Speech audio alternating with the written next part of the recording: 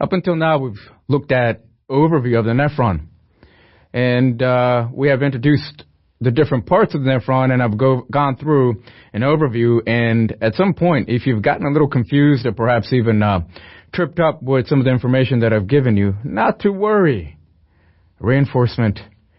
So here, we'll walk into and dive into further detail of each segment of the nephron and go through all the relevant information so that you can get your questions on any aspect of medicine on the nephron absolutely correct. Let's take a look at the PCT in that respect. Once again, to review, take a look at this. Obviously, I'm not going to spend time going through each one of the details, but I will go through the details of what I refer to. For example, the carbonic anhydrase and its inhibition, and what that means to you. Stop here for 1 second, and what does that mean to you if you inhibit that enzyme? You're getting rid of your bicarb. Why might you want to do that? Do you remember our discussion on high altitude? How fast are you breathing? Very quickly, blowing off that carbon dioxide. So maybe, perhaps, you might want to, on purpose, help your patient by inhibiting that carbonic anhydrase so the patient can then compensate by getting rid of that bicarb in the kidney. At this point, you should be able to figure out what the figures look like in its organization pattern. I've established that over and over again in previous discussions. For example, on the left is your urine, in the middle is your cell, and on the right is your interstitium moving towards your blood. We've also very much established our definitions as to what it means to be reabsorbing versus what it means to be secreting. Now with the PCT, further detail. And the early portion is where we are, and we'll go ahead and call this a brush border. What does that mean to you? Now, once again, you know me well enough where I draw parallels to many organ systems from head to toe.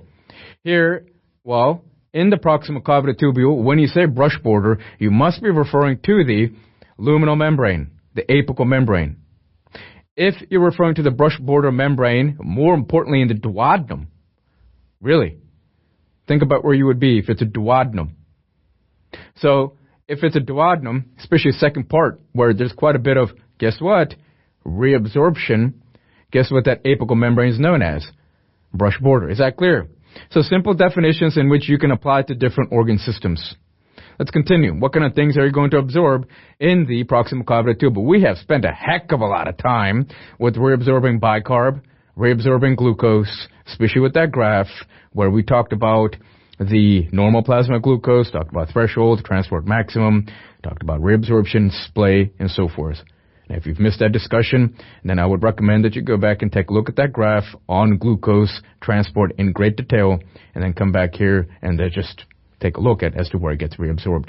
It has to be a secondary type of transport with sodium-potassium pump at the basolateral membrane. Let's continue, please. Isotonic. Now, this is important.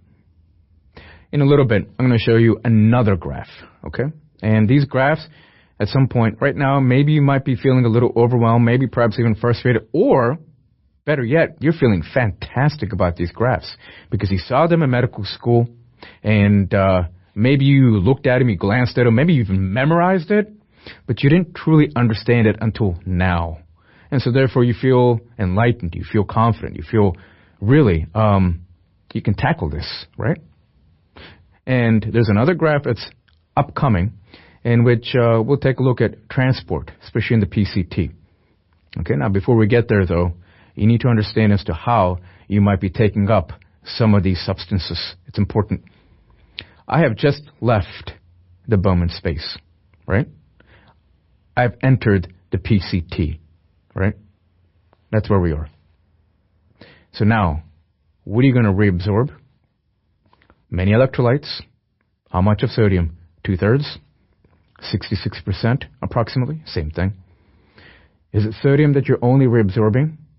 I want you to think PCT. What's my next segment of the nephron? Tell me.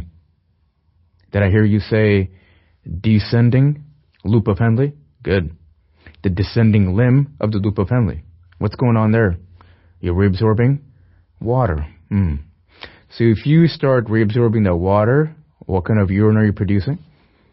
Hypertonic by the time you get to the loop of Henle. Are we clear? Good. So in the PCT, though, PCT, so further proximal, you're going to reabsorb your sodium along with water in what kind of fashion? Isotonic. What's isotonic mean to you? Approximately how much? Keep it simple. 300 osmoles. So that term isotonic becomes very crucial for you to recognize here in the PCT. Now, what else is the PCT known for? This is all important ammonia. Okay? Ammonia. What is ammonia? NH3. What if you add another hydrogen? Why would you add another hydrogen? To buffer. When was the last time you've heard of ammonia in medicine? As far as your level of education, what you need to know? A few times. Number one, you've heard of ammonia in terms of microbiology. Really? Yeah. In the kidney, actually. So at some point when we talk about nephrolithiasis or renal stone, we'll talk about a particular stone that's huge. It's called a staghorn cell. A staghorn stone. Or you call it a struvite. But what is it made up of? M, magnesium. A, there it is, ammonia. P, phosphate. So you tell me what kind of organisms would be involved with a stone that's made up of magnesium ammonia phosphate. Alkaline organisms. Give me one. Proteus, mirabilis, right? So you've heard of ammonia before. You know that it's already alkaline in nature. These are things that you haven't memorized, but you've given it clinical correlations. And in a disease such as that, well, then you know that it's already alkaline. Where else have you heard of ammonia? Well, you've heard of, what am I doing here? I like you too. I'm waving, but I can't help this. I'm doing resting tremors. What is this called? Asterixis. Tell me what organ has been involved. Resting, flapping tremors like this. It means my liver, right? The liver is responsible for properly metabolizing my ammonia. What if you have cirrhosis? Then ammonia starts accumulating in the head. That's called hepatic encephalopathy. And what's your sign? Asterixis. So you've heard of ammonia in a couple of places, and in a couple of places they're very important. Let's talk about ammonia here. Where am I? PCT. And if it's alkaline, what does that mean to you? It's a responsibility here in the PCT where it is generated. See that right there? Generated here. That's important. Not recycled, but generated in the PCT. At some point down in the DCT, guess what it picks up? A hydrogen.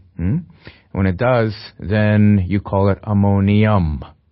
So when you add a H, you add a M. You take off that H, you have ammonia. NH3, NH4. Let's move on. Still in the PCT, and at this point, let's talk about PTH. Isn't it interesting as to how in the PCT we have so many different things going on that are so clinically relevant? Spend a little bit of time, make sure that you understand this well. Now, PTH, tell me two things that it does in the kidney. In general, in the kidney. Reabsorption of calcium. Is that taking place here? No. Where am I? PCT. What's the other job of PTH? It's to flush out the phosphate, right? In other words, you inhibit the reabsorption of phosphate. Isn't that the same thing in terms of the consequence? Yes. So you're flushing out the phosphate, inhibiting the reabsorption of phosphate. Where? This, ladies and gentlemen, is in the PCT. I did mention this prior, but now we're actually stating it here. You increase phosphate excretion. So, this bullet point said that you have a pathology in which you increase your PTH, either primary or secondary. Okay? Let's talk more about primary, though. I'll tell you why we're not using secondary later. So we're only going to talk about primary. If it's primary hypoparathyroidism, where is your adenoma? In the parathyroids. What are you producing too much of? PTH. Where are you going? Down to the kidney. Here, specific in the PCT, what are you going to do? You're going to excessively inhibit the reabsorption of phosphate. Tell me about your phosphate levels in your urine. Hyperphosphaturia, hypophosphatemia. You see what I just did there? I've increased the phosphate in my urine, and that is exactly how medicine words it. It's hyperphosphaturia, hypophosphatemia. The more that you get rid of your phosphate into the urine, the less that you have in your plasma. Are we clear? Next, we have more in the PCT. Brings us way back to angiotensin II. Now, before you just memorize this, which you know that I don't want you to do, When would you want to release angiotensin II? Anything that causes decreased perfusion of fluid or plasma to the kidney, right? Give yourself two major examples. One would be renal artery stenosis. Are you seeing it? And the other one is congestive heart failure. Two totally different reasons. But ultimately, what happens? Decreased perfusion to the kidney. So therefore, what are you going to release? Renin. And here comes my angiotensin II. And angiotensin II, tell me the different places that it works. Universal vasoconstrictor. So it works on major systemic arteries to cause vasoconstriction, increasing thus afterload. Angiotensin II works on the adrenal cortex. It works specifically in the glomerulosa to do what? Release aldosterone. Angiotensin II also works in the efferent arteriole, preferentially efferent, to constrict it so that you can restore GFR. Angiotensin II works here in the proximal convoluted tubule so that you can reestablish that lost blood pressure, so reabsorb sodium in exchange for hydrogen. Are we clear? Permitting contraction alkalosis. Remember, the more that you reabsorb sodium, I want you to take a look at that on the apical membrane. Are you there? On the luminal side. Not the sodium glucose symport. The sodium hydrogen antiport is what I want you to pay attention to here, because that's where angiotensin II is going to work. Are we clear? So what do you think angiotensin II is going to do? Why are you releasing this? Decrease blood pressure. So you're going to reabsorb sodium in exchange for what? Hydrogen. You get rid of your hydrogen, what happens to your pH? Increase. Welcome to contraction alkalosis.